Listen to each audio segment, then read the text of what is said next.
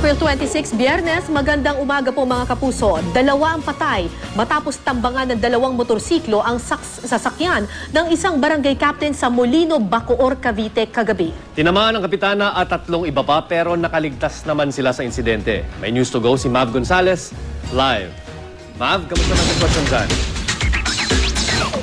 Chino Cara, maayos na nga ngayon ang lagay ng isang barangay captain matapos tambangan ng sasakyan niya dito sa Bacoor, Cavite kagabi. Dalawang patay habang sugatan naman ng isang barangay captain sa naganap na ambush sa Bacoor, Cavite alas 8 kagabi. Galing sa barangay hall ang grupo ni barangay captain Cathy Palabrica nang harangin ng dalawang motorsiklo ang sinasakyan nilang Revo sa isang makitid na kalsada sa Queens Row West. Sa 10 sakay ng Revo, 3 ang tinamaan, kabilang na ang mismong kapitana. Isinugod si Palabrica sa St. Dominic Medical Center at maayos na ang lagay ngayon. Namatay naman habang ginagamot si Bobby Palabrica, bayaw ng kapitana, at si Reynaldo Primero na taga-suporte rin ni Palabrica dahil sa dami ng tamo nilang tama ng bala. Ayon sa paunang investigasyon ng PNP, lula ng 2 motorsiklo ang 4 na di pa nakikilalang sospek sa pamamaril. May nakuha na raw na 4 na slugs ng 9mm pistol sa sasakyan. Wala naman daw dalang baril ang mga nakasakay sa Revo dahil na rin epektibo ang COMELEC gun ban. Inaalam ngayon ng PNP kung may kinalaman ba sa trabaho o personal ang motibo ng pananambang. Hindi rin daw maaalis ang posibilidad na away politika ang ugat nito. Ang kapitana kasi, asawa ni re-electionist Councilor Ray Palabrica. Kilala ring taga-suporta ni Bacoor Mayor Strike Revilla ang mag-asawang Palabrica.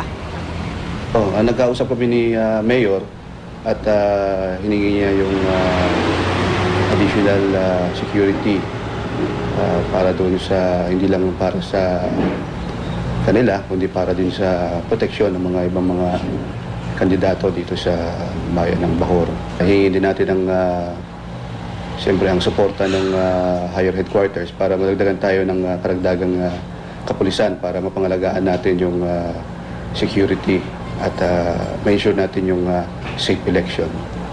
Sa ngayon nga, Chino Cara, hinihintay pa natin ang opisyal na pahayag ng kampo ni Palabrica. Nananawagan naman ang lokal na pamahalaan ng Bacoor na tumulong na rin ang NBI sa investigasyon sa kaso nito. Chino Cara?